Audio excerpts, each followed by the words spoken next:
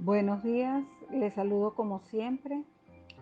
Quiero saludar a toda la audiencia, a cada una de las familias que en este día nos escuchan y como siempre buscando traer un mensaje que para usted sea una respuesta en medio de toda circunstancia que esté viviendo. Quiero saludarles y desear que este año 2021 sea el año de mayor crecimiento de la iglesia en Venezuela y en el mundo.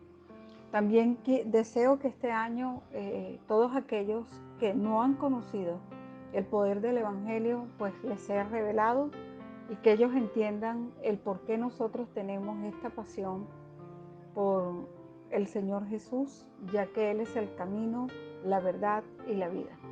Hoy estaré tocando el tema de la restauración en su parte 2 y quiero iniciar este tema de la restauración hablando acerca de la tendencia del ser humano para precipitarse a la degradación. Hoy iniciaré este tema tocando Génesis capítulo 4, versículo 12, que dice lo siguiente: cuando labres la tierra, no te volverá a dar su fuerza, errante y extranjero serás en la tierra. Tras ser despedido del huerto y apartado del árbol de la vida que estaba en medio de él, Adán tuvo hijos a su propia imagen, desobedientes y egoístas, y no a la imagen de Dios. Desde ese momento en adelante, el ser humano cayó más y más en la degradación y en la depravación, hasta que Dios decidió destruir la raza y comenzar de nuevo a partir de una sola familia, que como sabemos es la familia de Noé. Y cuando citamos este pasaje, aparece el arco iris, que es símbolo del pacto que Dios hizo posteriormente a este tiempo donde vino un juicio y solamente quedó esta familia habitando la tierra. Dice Génesis 9:13: mi arco he puesto en las nubes, el cual será por señal de pacto entre mí y la tierra. Es decir, el arco iris es símbolo y es señal del pacto que Dios tiene con los hombres en la tierra. Por lo tanto, Él es un símbolo de lo que Dios ha hablado y le pertenece a Dios el colocar el arco iris. Fue este pacto uno de los más importantes dados por Dios y de las muchas señales que Dios ha hecho a través de la Escritura y que han indicado el deseo de Dios de, a pesar del pecado, de la depravación o la degradación de la humanidad, de persistir en lo que Él tiene planificado, que es su deseo de restaurar lo que se había perdido en tiempos de Adán y de Eva. Este hecho constituye un eterno recordatorio del plan de Dios de restaurar tras el juicio al ser humano según su propósito. Dios siempre ha planificado tener intimidad con el ser humano, tener una relación donde Él manifieste su amor, su cuidado y su paternidad. El arco iris puesto en el cielo luego de que hubo este juicio con agua, restaura pues esa relación que el hombre había perdido cuando la raza entró en aquella depravación, en aquel desenfreno, y Dios decide un nuevo comienzo colocando este arco iris. También quisiera hablar de otro de los pactos o de los llamados que Dios hizo, como es el caso de Abraham. En Génesis 12, pues vemos cómo comenzó a desarrollar Dios ese plan al manifestarse el propósito de Dios a través de un individuo específico, como fue el caso de Abraham, cuyo nombre era la gran nación. Él prometió a Abraham hacerlo padre de naciones. Y vemos cómo a través de este hombre, Dios con uno solo pudo establecer un pacto, y a través de ese pacto nace y gesta la nación de Israel. Porque Dios está interesado en restaurar su relación con los hombres. Y vemos cómo Dios establece este pueblo inicialmente como es Israel, como su pueblo, pero también podemos ver en la Escritura que Dios tenía predestinado establecer este pacto y extenderlo a todas las naciones de la tierra a través del diseño de la iglesia que nace por medio del sacrificio hecho en la cruz por Jesucristo. Y aunque hay muchas profecías dedicadas a Israel, podemos estar seguros que desde el principio Dios tenía en su corazón a la iglesia, en lo que toca a su realización. La iglesia no es una simple improvisación debido a que Israel no pudo ver al Mesías. La iglesia es un diseño de Dios establecido como un plan salvífico y un plan redentor para el propósito de Dios manifestarse a todos los hombres, criaturas de toda lengua, tribu, nación en la tierra, porque Él es el creador de todos los seres humanos, porque somos imagen y semejanza de Él. El Señor envía a Jesús como nuestro Mesías y establece la restauración.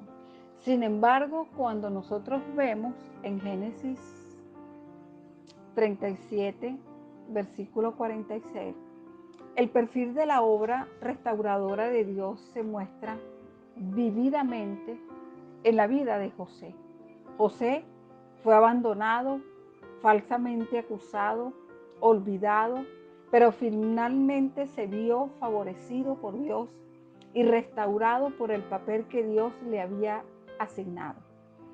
Podemos ver en la vida de José una de las obras restauradoras que manifiesta pues esta bendición, esta doble porción, esa multiplicación de la cual habla la palabra. Porque si nosotros analizamos la vida de José, podemos ver en primer término cuando fue abandonado, cuando José le reveló a sus hermanos que Dios le había llamado para reinar sobre ellos. Estos reaccionaron de manera envidiosa, vendiéndolo como esclavo a los egipcios. Vemos en segundo lugar cómo falsamente José fue acusado, pero Dios prosperó a José aún como esclavo hasta el punto que su amo lo puso al frente de sus bienes. Pero la esposa de su amo lo acusa falsamente y dice que él vino a asaltarla y a seducirla. Sin embargo, al ser puesto en la prisión, vemos allí también cómo Dios utiliza esta circunstancia para seguir bendiciendo y restaurando a José. Vemos que José en la cárcel fue olvidado. Estando en prisión, José interpretó los sueños del copero y el panadero de Faraón. El copero se regocijó al saber que sería librado y José le pidió que intercediera por él ante Faraón. Pero una vez fuera de prisión, el copero se olvidó de José. También vemos como cuarto punto que José fue favorecido, sin embargo, Dios como vemos aquí, aunque el copero lo olvidó, Dios no se olvidó de José. 2 años más tarde, Faraón tuvo un sueño. El copero se acordó de José y le habló de él a Faraón. José interpretó el sueño anunciándole 7 años de hambruna.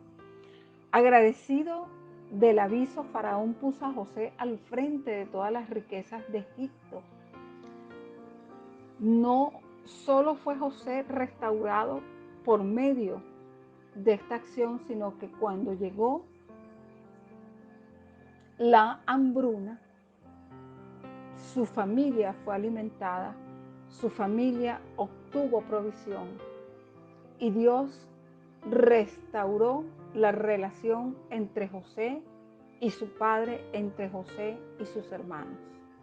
Nosotros podemos ver cómo a través de José llegó provisión para salvar del hambre a su pueblo. Entonces, Dios utiliza cualquier circunstancia y utiliza cualquier hombre para que éste sea una fuente, un instrumento de restauración para su pueblo. Iglesia que me escuchas hoy y que conoces la palabra, Dios te ha llamado a un servicio. Y en ese servicio tú tienes que ser un restaurador de portillos, un restaurador de las puertas del templo. Tú debes ser un edificador.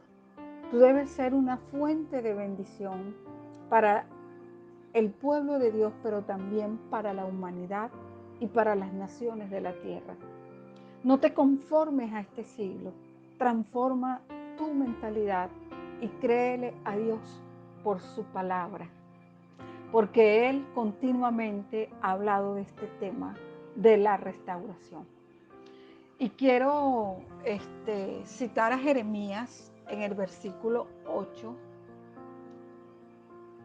en el capítulo 8, versículo 10, dice lo siguiente: por tanto daré a otros sus mujeres y sus campos a quienes los conquisten, porque desde el más pequeño hasta el más grande, cada uno sigue la avaricia, desde el profeta hasta el sacerdote, todos hacen daño. Dios prometió enviar un profeta como Moisés a los israelitas a fin de garantizar su liberación definitiva. Ello era necesario porque habían rehusado escuchar a Dios e insistió en que le hablara directamente solo a Moisés. Como vemos, el hombre tiene la tendencia de hacer un esfuerzo inútil con sus propias fuerzas, de llevar a cabo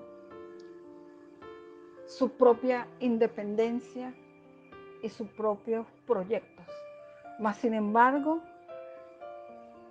hoy Dios nos está hablando claramente sobre la importancia que tiene de considerar al autor de la obra, al perito arquitecto, y empezar esta nueva etapa de la iglesia colocando el fundamento de la palabra, colocando los principios y los diseños de la palabra como el proyecto único y salvífico para construir la iglesia, no bajo modelos humanistas, filosóficos y humanos que son fuente de apostasía y son fuente de iniquidad y que hace que muchos se extravíen y se pierdan de esta salvación tan grande para la cual Dios nos ha asignado que prediquemos este evangelio y que llevemos a Jesús a todos los lugares donde vamos, no solamente con nuestras palabras, sino modelándolos con nuestra conducta.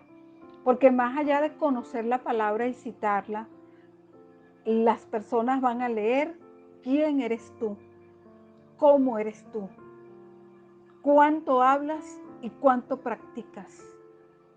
Aquí llegó la hora de la verdad. Dios está lavando la iglesia. Dios está purificando a su pueblo.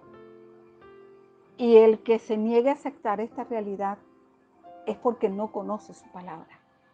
El Señor ha hablado una y otra vez acerca de la importancia que tiene para Él que nosotros tengamos una dependencia directa de Él, tanto en nuestra vida personal como en nuestra vida de servicio o ministerial. Y que la iglesia sea edificada bajo el fundamento que es Cristo Jesús, su verdad y su palabra. No colocando otro fundamento ni creando otras doctrinas de error, porque ya la revelación ha sido manifestada a través de su palabra. Todo está revelado y escrito está y ha de cumplirse. Hoy, amigo que me escuchas, si Dios te ha dado ministerio, llamado, dones, ponlos al servicio de la edificación del cuerpo. No los pongas al servicio de tu ego, no los pongas al servicio de tu proyecto, de tu visión o de tu plan familiar, porque eso es extra bíblico y no obedece a la palabra como está establecido por Jesús. Jesús dijo, la casa de mi Padre es casa de oración. Eso es lo que Dios quiere que la iglesia sea, un lugar donde nosotros adoremos, donde nosotros clamemos y manifestemos al mundo realmente el poder que tiene el Dios vivo, su Hijo Jesucristo. Y ese poder debe ser manifestado a través de milagros, señales y prodigios que sean evidentemente la manifestación de simplemente obedecer a esta ordenanza, de colocar el fundamento de la palabra para edificar la obra al cual el Señor nos llamó a edificar, que es la iglesia en todos los lugares donde estemos.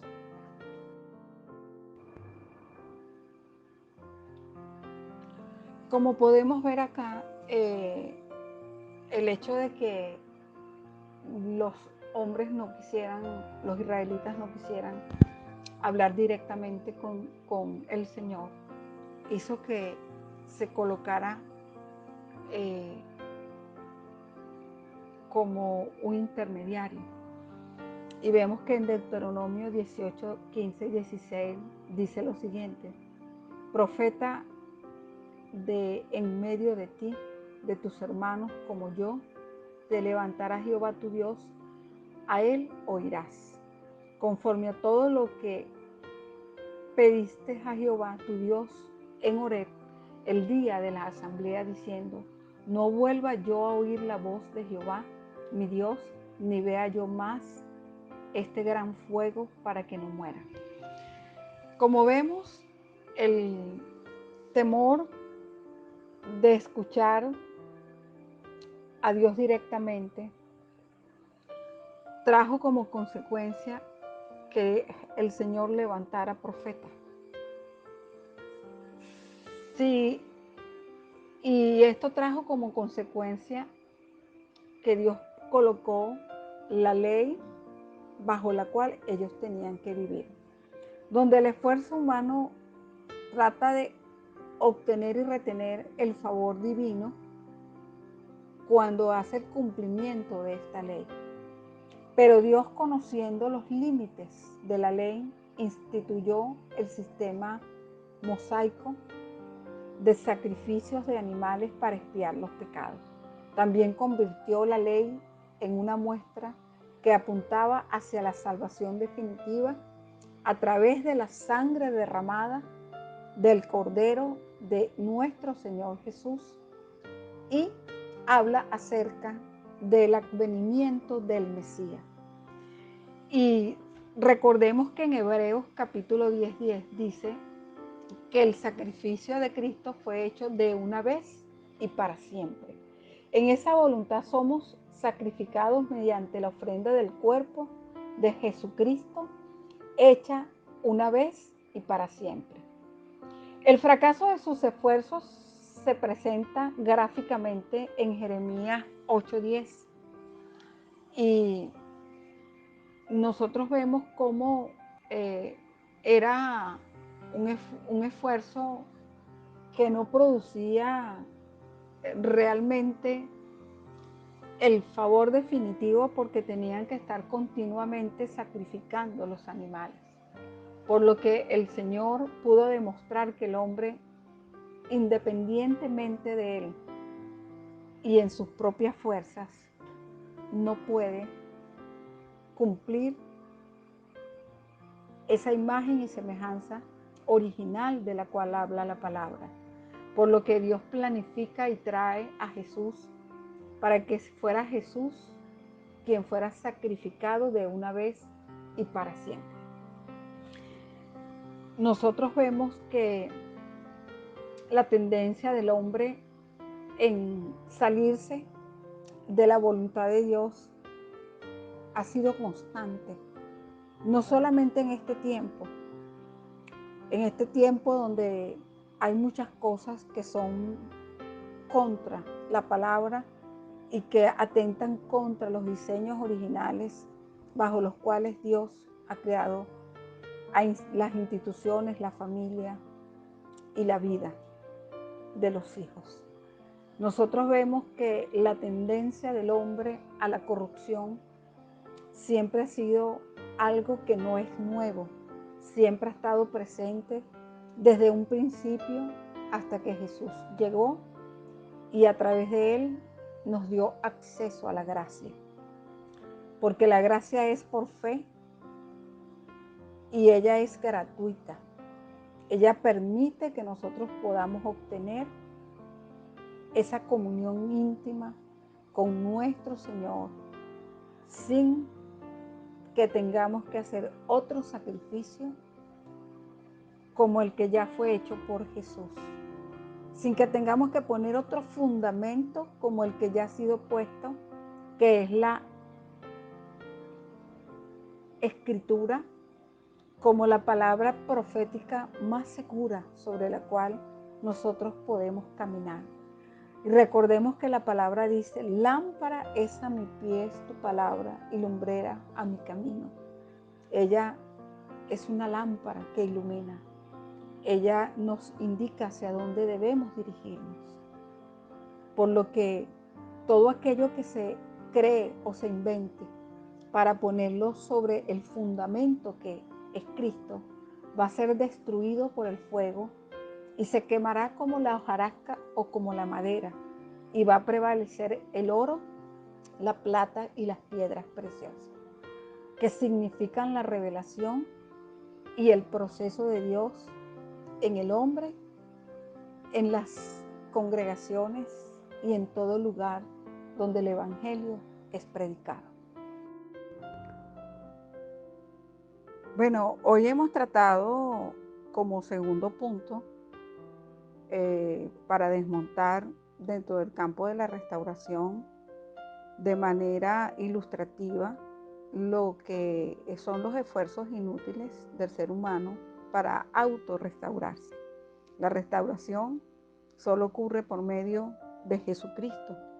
Hoy en esta porción o en este mensaje de la Escritura hemos tratado hemos mencionado algunos personajes como Abraham, como Moisés, y a los amigos que quieran profundizar de lo que es una vida con propósito, restaurada y que cumple el plan salvífico del Señor, los invito a que profundicen en Génesis 37 al 47, donde se habla completamente de lo que es la vida de José. Y los invito, por supuesto, a examinar los evangelios, puesto que en ellos Jesús nos enseña que Él es el camino, la verdad y la vida. Bueno, amigos, me despido de ustedes con este segundo mensaje que tiene que ver con la necesidad inminente de que sigamos predicando a Jesús siempre, en todo lugar, y de que podamos manifestar al mundo que la humanidad, la sociedad, la familia, las instituciones y todos los lugares necesitan tener a Jesús como brújula, como modelo, creer en Él, confesarlo y aceptarlo en su corazón a fin de que ellos puedan ser justificados y restaurados. Me despido de ustedes esperando que este mensaje les ayude a entender quién es Dios en su profundo amor, en sus misericordias, en sus bondades, pues Él no es el autor del mal. Él nos trajo un Salvador, un mediador que está esperando que tú le abras la puerta y entres a cenar con Él. Bueno, nos vemos el próximo domingo y deseo que esta palabra pueda producir en ti cambios profundos en el nombre de Jesús. Amén.